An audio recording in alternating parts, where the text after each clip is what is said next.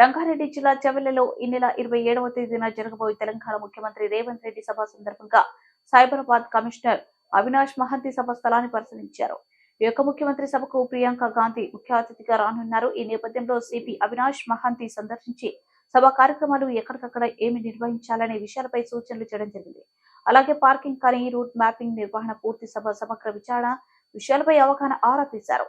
ఈ సమావేశంపై సూచనలు చేశారు. ఈ యొక్క కార్యక్రమంలో Rajendra Nagar DCP CH Srinivas, Chevella ACP Kishan, CI Lakshmareddy మరియు రెవెన్యూ అధికారులు, పోలీసు బృందం పాల్గొన్నారు.